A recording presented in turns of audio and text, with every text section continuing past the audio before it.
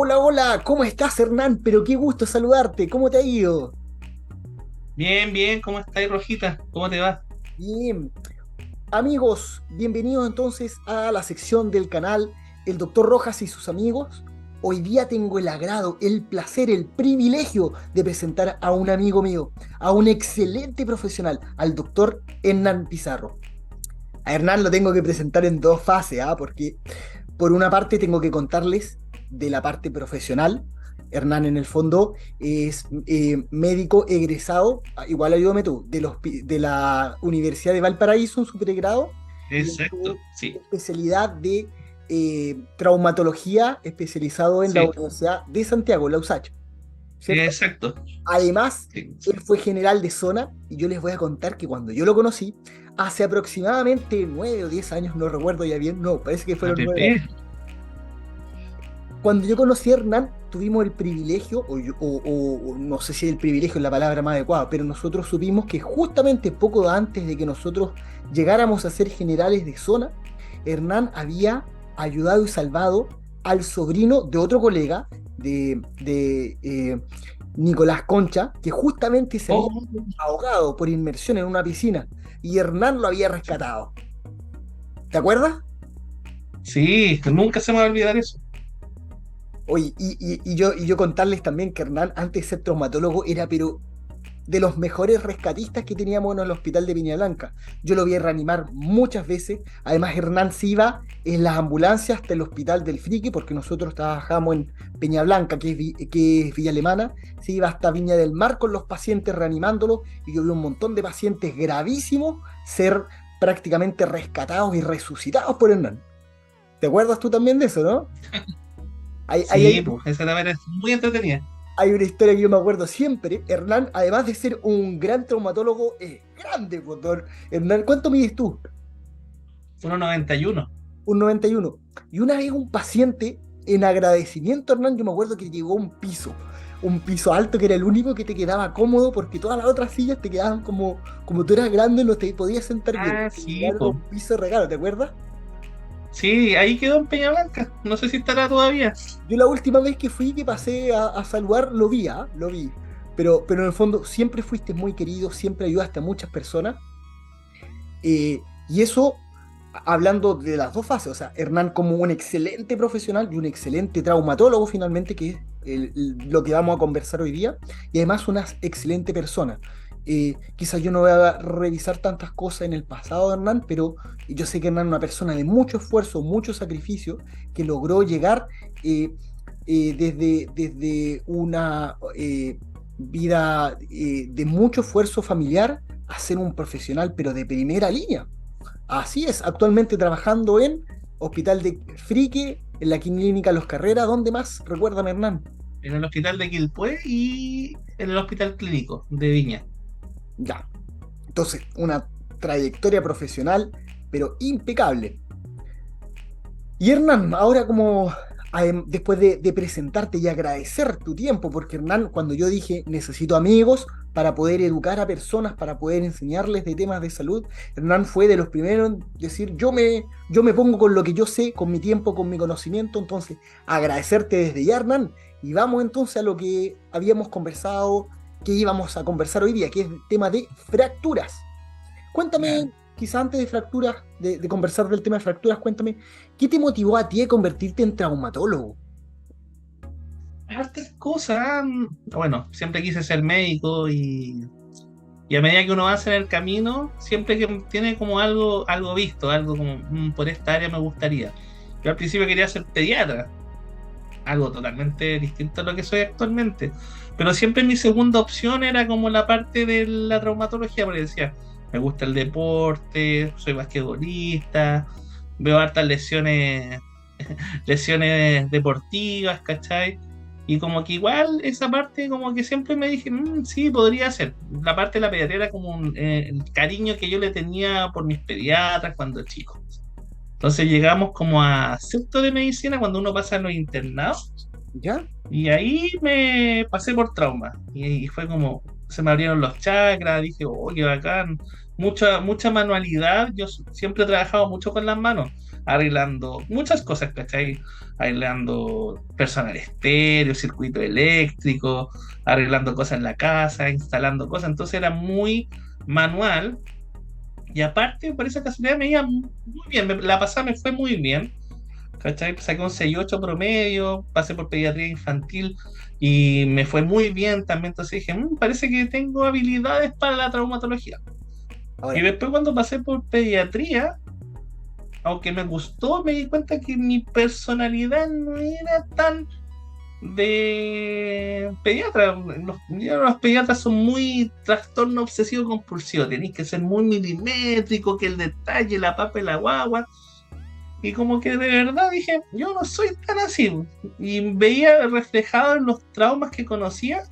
Y dije, ya, por ahí yo creo que puede ser que sea traumatólogo. Y cada vez me fue encantando más, me di cuenta que me gustaba mucho la parte quirúrgica. A medida que fui trabajando, me gustaba mucho suturar, mucho hacer procedimientos, mucho arreglar mecánicamente las cosas. Entonces dije, no, trauma. Definitivamente ya como en el primer año después, como egresado de médico, me di cuenta que mi área tenía que ser la traumatología, que no tenía otra alternativa porque mi personalidad se adecuaba mucho al traumatólogo. Cosa que no me equivoqué. Soy muy traumatólogo en mi vida. yo, aunque te podría haber visto en muchas especialidades, eras bueno en muchas de las cosas que hacías del área médica. Traumatología es una de las cosas que te quedaban perfectas. Yo me acuerdo que a nosotros nos arreglabas prácticamente todas las cosas que teníamos en la residencia ya, en Peña Blanca.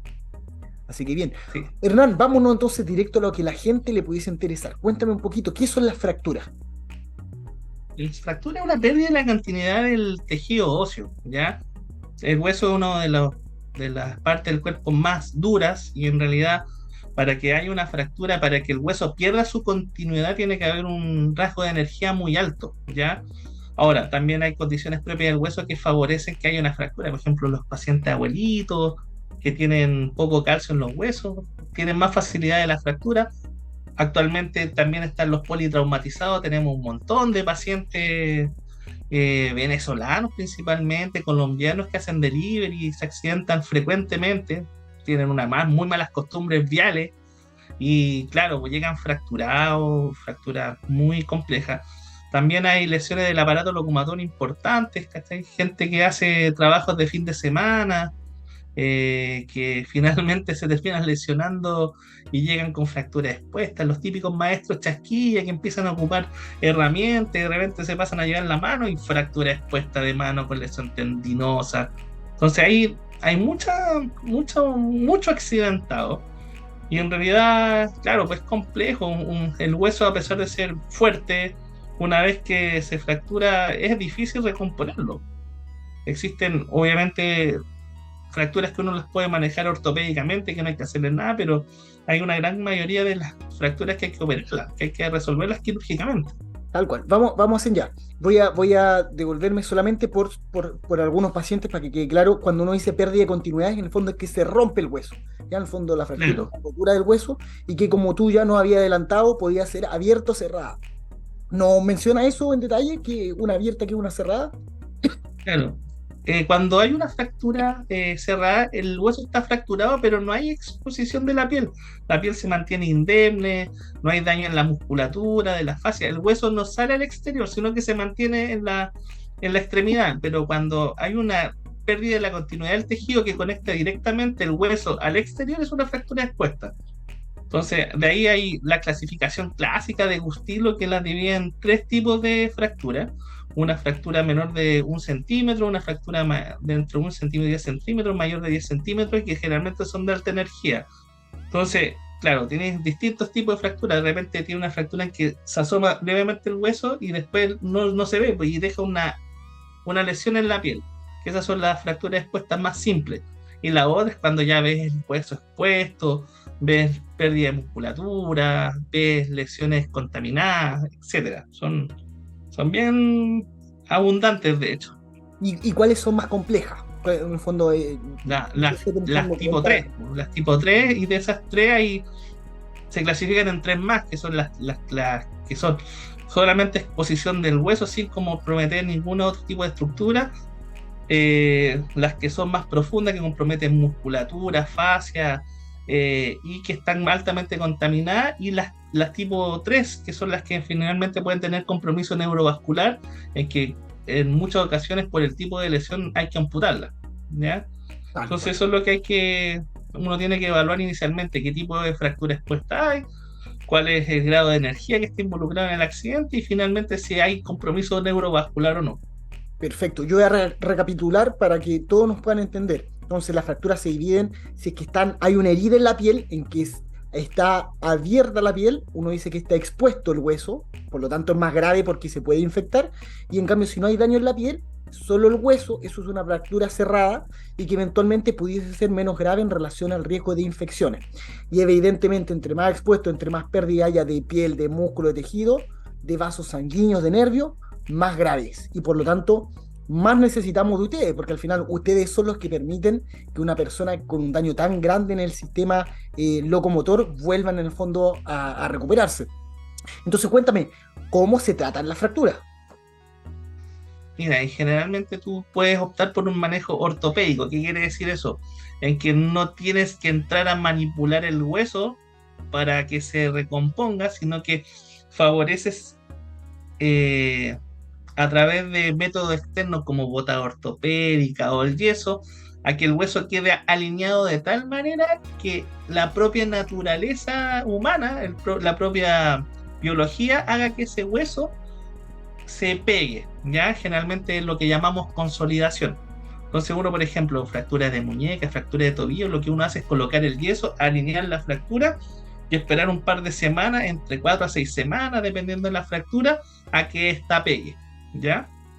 Y en el caso de que el tipo de fractura, por ejemplo, fracturas de rasgos largos o fracturas con minutas o fracturas que comprometen la articulación comprometen partes blandas, ahí uno tiene que intervenir quirúrgicamente. ¿Y qué es lo que hace? Ocupa métodos quirúrgicos para lograr que el hueso se alinee, pero en forma abierta. Ahí ocupas tornillos, ocupas placas, ocupas agujas, dejando el hueso lo más anatómicamente posible para favorecer la consolidación o que el hueso pegue, ¿ya? Y en los pacientes más graves, cuando uno tiene lesiones expuestas, como te decía, muy graves, lo que uno tiene que hacer es controlar el daño. ¿Qué quiere decir eso? Que en la primera instancia uno tiene que tratar de hacer el aseo del hueso, limpiar el hueso para evitar la infección y después estabilizarlo. Cosa después que uno estabiliza la fractura y ya las partes blandas se recuperan un poco, uno puede hacer en una segunda etapa una resolución quirúrgica definitiva. Perfecto, clarito. Quizás volviendo ahí a las personas cuando tienen una fractura, ¿qué deberían hacer? Alguien que tuvo una caída o algo que sospechamos una fractura, ¿qué recomiendas que hagan en el trayecto de ahí a la urgencia o hasta saber que tienen una fractura? Si es una fractura, o la posibilidad de que haya una fractura, inmovilizar. Ya la inmovilización es el mejor método, uno, para aliviar el dolor, porque finalmente lo que molesta al paciente es el dolor que le produce la fractura, y segundo, evita los riesgos de algún tipo de complicación neurovascular, porque de repente hay fracturas que son muy inestables y al movilizar la fractura, aparte que le duele al paciente, puede comprometer la parte neurovascular. Por lo tanto, inmovilizar como primera medida. Después, la otra es mantener el pie en alto, colocar o la extremidad en alto, colocar frío local. Esos son como métodos secundarios para tratar de manejar una fractura en forma inicial, pero lo principal es tratar de inmovilizar con lo que uno tenga a mano. No sé, típico en las canchas de fútbol que de repente a un chico, bueno, se lesiona un tobillo, se le luxa o se le fractura y le ponen un cartoncito como para tratar de alinearlo. Bueno, esa es una medida para aliviar el dolor, ¿ya? Más que nada antes de que llegue a la urgencia o lo demás. Lo otro, si es una fractura muy compleja, que llaman al 131, para que te vengan a ellos a tratar de inmovilizar, te traigan, no sé, pues férulas, que traigan, no sé, pues camas de rescate, y todas esas cosas que ellos tienen como para inmovilizar. Pero si no es una cosa tan compleja, uno debería inmovilizar con lo que tiene a mano. Clarito. Siempre, entonces, inmovilizar, reposo y una vez que esté inmovilizado, poder trasladarlo a un centro de urgencia. Si no pueden trasladarlo porque esté inestable, avisar a una ambulancia, 131, para que vayan a hacer el rescate. Perfecto. Oye, cuéntame, ¿cuáles son las fracturas más comunes? ¿Qué es lo que más habitualmente se ve en fracturas? Bueno, como todo en la medicina, depende de la edad. Ya está, en general, los pacientes, yo soy médico adulto, yo soy traumatólogo adulto. En los niños, lesiones generalmente, fractura en tallo verde, de repente caídas, golpes, torsiones, van a producir lesiones en el hueso. El hueso del niño pequeño es distinto al del mayor, del adulto, porque es más blando, es más elástico, por lo tanto no tiende a quebrarse como uno ve en las películas, sino que se dobla, hace fracturas incompletas. Por lo tanto, en general los niños tienen la capacidad de manejarse más ortopédicamente que en el adulto y se ocupa mucho más yeso. Así que en general las fracturas que tienen los niños son más de este tipo, fractura en tallo verde, y no son complejas, ¿ya? Y en los adultos, obviamente, las primeras causas son los traumatismos severos, caídas de altura, accidente automovilístico, accidente en moto, y que ahí tenéis de todo, pues, fractura de tibia, fractura de tobillo, los pacientes que juegan fútbol o que juegan algún otro deporte, caída, fractura de antebrazo, por ejemplo, las defensivas, las night stick fracture, que son las fracturas del cúbito, son harto frecuentes, fractura de fémur. Ahí tenés que hacer fractura de miembro inferior, lo más común, fractura de caídas de altura, las fracturas de calcáneo, que son bastante complejas. Y es generalmente eso. Y la otra etapa es en los adultos mayores, que ahí tenéis que descartar todas las fracturas que están asociadas a osteopenia, a osteoporosis, como dicen la gente, pero a un hueso más blando, más esponjoso, como fractura de húmero proximal, que son las caídas típicas, la ahorita se cae de lado y se pega en el hombro, fractura de húmero proximal. La muñeca arriba de los 65 años es una de las fracturas más frecuentes que hay. La fractura de cuerpos vertebrales, en pacientes añosos, generalmente caídas chicas, se aplasta la vértebra, eso produce harto dolor. Y la fractura de cadera, que es como la típica de la abuelita, arriba de los 85, media demenciada, fue al baño en la noche, se resbaló y se cayó sobre la cadera. Eso es como la más frecuente en la edad del adulto mayor. Es de las más típicos. Y en ese ejemplo, la última, porque uno lo ve harto, las fracturas de cadera en pacientes ancianos, ¿cómo la debería abordar una persona? ¿Qué debería hacer y cómo la abordan ustedes cuando les llega un paciente con fractura o con sospecha de fractura de cadera? En general, como te decía, son pacientes que tienen fractures predisponentes. En general, como el área de la geriatría habla sobre la fragilidad del paciente, ya son pacientes bien frágiles, pacientes encamados, semidinmovilizados, que tienen dificultad para la deambulación, pacientes que pueden estar demenciados, que ocupan burritos, por lo tanto tienen poca capacidad de responder ante una caída, ¿ya? Y generalmente son pacientes que típicos fueron al patio, no sé, para arreglar las plantitas, o fueron al baño y se caen de lado y se golpean la zona de la cadera. Y después de eso tienen dolor importante que no les permite funcionar, pues no les permite caminar. Entonces, cuando tienes esa sospecha, tú tenés que llamar al 131 nomás, y ellos tienen que venir a buscar el paciente con sospecha de fractura de cadera. Después hay signos clínicos que uno ve, ya como traumatólogo, como médico general, que son el acortamiento de la extremidad y la rotación externa. Ya, esos son los típicos signos de fractura de cadera que dicen, sí, puede ser una fractura de cadera. Y ahí lo que uno esencialmente hace es tomar la radiografía, evidenciar qué tipo de fractura de cadera es y a todos hospitalizar, ¿ya? Porque hay que operarlas. No hay nada más que hacer. No, muy pocas fracturas de cadera pegarían solos, pero en la actualidad uno no le puede decir que la va a dejar pegar sola, ¿ya? Tendrías que descartar que el paciente tuviera muchas comorbilidades que pidieran la cirugía, pero el pronóstico de vida es mucho más favorable cuando la resolución quirúrgica es temprana. Perfecto. Antes de los primeros 5 días, cambia mucho. Las primeras 72 horas, si tú operas a un paciente en las primeras 72 horas, la probabilidad de fallecimiento disminuye en forma notable. Así que 72 horas. las fracturas que operanla rápido. Perfecto. Perfecto. Oye, cuéntame, y una vez que opera una persona y tiene una fractura, ¿algún consejo para la recuperación, para que sea mejor, más rápida? Pero en general depende de lo que hagan, porque, claro, una fractura de cadera tienes dos opciones. Una fractura que tienes a nivel del cuello del fémur, o fracturas pertrocantilias, que en general lo que uno ocupa actualmente son los clavos endomedulares. Hace unos 10 o 15 años atrás se ocupaba mucho el DHS, que ha ido un poco en retroceso en la parte clínica, o todavía hay gente que lo ocupa, pero son traumatólogos más antiguos. Y las fracturas de cabeza. ¿Y por qué hay una diferencia? Porque las fracturas de cuello son más irrigadas, por lo tanto la probabilidad de que pegues es mayor que una fractura a nivel de la cabeza, ¿ya? Mm. Y esa hay que ponerles prótesis. Entonces, claro, operándola, si uno, dependiendo del tipo de prótesis o el tipo de osteosíntesis que uno realiza, la idea es hacer una rehabilitación temprana. Obviamente te va a decir tu traumatólogo que a la paciente hay que hacerle kine, que tiene que movilizarse, que tiene que empezar a movilizarse en cama, cosas de que no se postre. Hay que evitar la postración de los pacientes. Por lo tanto, la rehabilitación temprana es de perogrullo, hay que hacerla. Entonces esos pacientes tienen que hacer ejercicio, tiene que haber un buen equipo de rehabilitación, lo tiene que ver un kine, lo tiene que ver un terapeuta ocupacional, cosa que lo vaya estimulando rápidamente para que salga de la cama, para que vuelva a hacer su actividad de la vida normal. Oye, y Eso es cuéntame, lo principal. en el deportista, ¿hay alguna fractura que sea más típica? ¿Cuáles serían esas? Es que depende del deporte. Por ejemplo, en el rugby la típica es la fractura de clavícula.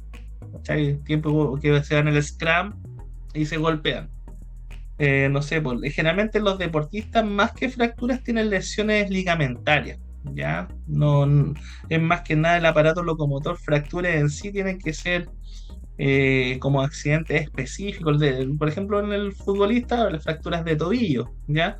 Pero más frecuente ver lesiones ligamentarias, por ejemplo, ligamento cruzado anterior, que es lo más frecuente, lesiones multiligamentarias de rodilla, no sé, pues lesiones ligamentarias a nivel de los tobillos, lesiones epicondilitis, petroclitis, pero son en general en los deportistas lesiones más ligamentarias, lesiones del menisco, claro, pero así como fracturas es menos frecuente, pero sí las hay, ¿cachai? Por ejemplo, los pacientes que hacen ciclismo, hoy día me dio un cabrón que, claro, tuvo una caída de ciclista y se golpeó y se fracturó el húmero proximal y se fracturó el troquíter y se lesionó el manguito rotador, ¿cachai? Entonces generalmente son más mixtas, pero más partes blandas. El hueso aguanta bien. Oye, y fracturas por estrés, ¿se ven mucho? No tanto, generalmente son pacientes que hacen actividad deportiva de largo aliento. Por ejemplo, no sé, pues maratonistas, pruebas de fondo, los que hacen el servicio militar, esos generalmente hacen fracturas por estrés. Ya, pero no es tan frecuente, no es lo que más te llega. Es muy Perfecto. poco, ¿ya? Y generalmente para hacer el diagnóstico diferencial tenéis que tener una alta sospecha prediagnóstica. Tenéis que tener como por la historia decir, podría ser una fractura por estrés, porque generalmente la radiografía no te la muestra y para verlas tienes que hacer resonancia, ¿ya? Perfecto. Así que principalmente tienes que tener alta sospecha prediagnóstica. Oye, cuéntame, ¿tú crees que la nutrición puede jugar un papel importante en la prevención de fracturas en un adulto y qué recomendaciones podríamos darles desde la parte nutricional? Y en general, en la mecánica del hueso hay muchas cosas que intervienen. Una, aquí en Chile, que es lo más frecuente, el déficit de vitamina D.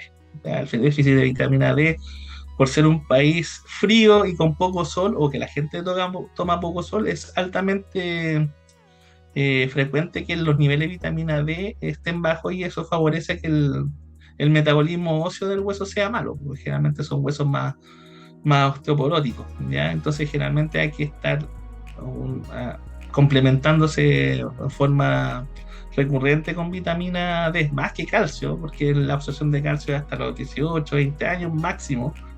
Por lo tanto, uno lo que tiene que estar tratando de complementar bien es la vitamina D. Eso es principal. Y para eso hace uno medición de vitamina D en sangre. Y ahí Perfecto. uno puede tratar, generalmente lo normal es entre 25 y 30, y la mayoría de los chilenos estaban por debajo de los 15.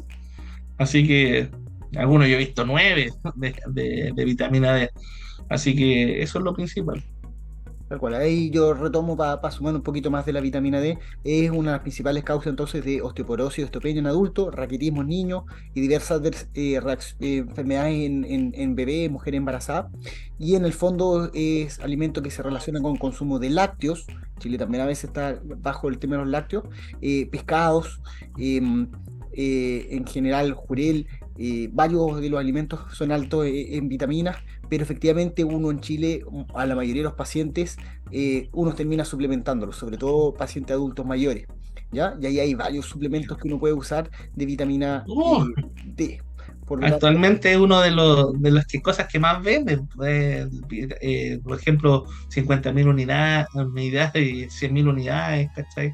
pero la gente no lo Semanal, usa. ¿ah? Pero la gente a Sí, veces eso no lo usa, entonces y ahí uno tiene que sumarle, los pescados siempre tenganlo presente como alto en vitamina D, los lácteos, el huevo, qué sé yo, para que los tengan presentes como alimentos altos en vitamina D, porque estos permiten además la absorción entonces de calcio, del fósforo, y ayudan entonces en la formación de dientes, huesos fuertes, etcétera. ¿Mm? Entonces, muy buen tip nos diste ahí con el tema de la vitamina D, Hernán. Gracias. Oye, y eso es cuéntame. internístico, internístico. Y cuéntame, ¿qué otras prevenciones pudiesen haber aparte de la alimentación? ¿Qué otras cosas para prevenir en los adultos en general? Mira, en general, yo creo que una de las cosas más importantes para prevenir fracturas es tener una buena masa muscular. Yo creo que es súper importante que los adultos mayores, uno, favorece también que el hueso esté más duro, pero que no dejen de hacer actividad física, que no dejen de hacer deporte a medida de lo posible, porque eso favorece que tengan más musculatura. Al tener mejor musculatura, tienen mejor estabilidad en general, Eso, tienen menos riesgo de caída, ¿ya? eso. Entonces, en general, mantener un buen estado físico según tu edad, yo creo que es una buena indicación de que te puedes evitar lesiones. Y generalmente los abuelos tienen problemas, hablamos de la fragilidad en el adulto mayor y creo que hay que ir a atacarlo por ese lado, ¿ya? Yo también alguna vez quise ser geriatra, así que algo que temas que revisé alguna vez en mi vida fueron estos, la fragilidad, ¿cachai? Y se ve mucho en traumatología. Tal cual. Mira, en el canal, de hecho, hablamos harto de sumar ejercicio. El deporte en general, la actividad física, nos mejora en un montón de enfermedades. Siempre mencionamos las cardiovasculares, siempre mencionamos prevención de la parte nutricional, del exceso de peso, pero siempre recordar que la parte locomotora, los huesos, la musculatura, eh, mejoran mucho con la actividad física. Por lo tanto, siempre tengan presente hacer ejercicio, independiente de la edad. Nosotros estamos diseñados para el movimiento, no para el sedentarismo al cual estamos habituados. Entonces, qué gusto que el consejo en ese caso damos exactamente el mismo, hacer y mantener actividad física. Em, Oye, y cuéntame, ¿cómo se toma la familia el tema de las fracturas? Cuando tú les cuentas a alguien, oye, el paciente tiene fractura, ¿hay que hacer mucho trabajo en lo emocional con los familiares? ¿O en general la mayoría de los pacientes que tú ves en la urgencia van más o menos asumiendo que la lesión puede ser grave como una fractura? Es difícil, yo creo que la gente todavía tiene en la cabeza que las fracturas todas se manejan con yeso. Por lo tanto, cuando tú hablas a los pacientes de que esa fractura no va a resolver con yeso, sino que hay que operarlo, algunas veces se asustan un poco, ¿ya? Bueno, se asustan porque de repente no es inmediata la resolución de la fractura, ¿ya? A veces pasan varios días en el sistema público para operarte. Entonces el paciente se ofusca con respecto a la resolución quirúrgica. Nosotros en el sistema público de repente tenemos 2 semanas en espera al paciente para poder operarse. No todos Mm. hospitalizados, pero sí en espera, mientras lo mantienes con yeso, para que se mantenga ciertamente alineada la fractura. Pero el cuento es, la gente desconoce mucho de las técnicas actuales de la traumatología. Entonces, ya hablar de cirugía para un paciente, por ejemplo, pacientes más abuelitos o señoras dueñas de casa, empiezan a preocuparse principalmente de cómo lo van a hacer, cómo lo van a hacer en la casa, cómo van a dejar a los niños solos. De repente las redes de apoyo son súper malas Entonces, más que nada, esa es la gran preocupación. ¿Qué hago si estoy hospitalizada, me tengo que operar?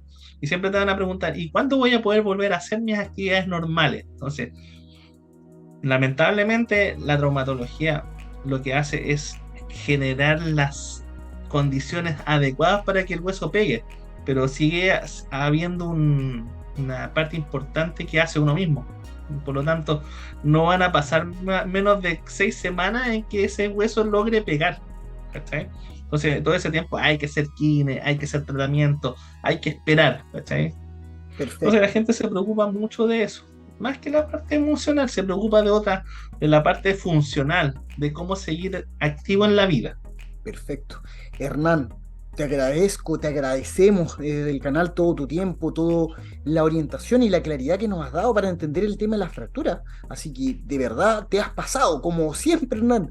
Eh, y ahora en el fondo vamos entonces a cerrar esta etapa agradeciéndote a ti. Y cuéntame, ¿cómo pueden nuestros oyentes seguirte, seguir tus pasos, saber más de ti, si es que quieren aprender más contigo? Bueno, en general, bueno, yo tengo mi consulta en Quilpué en general.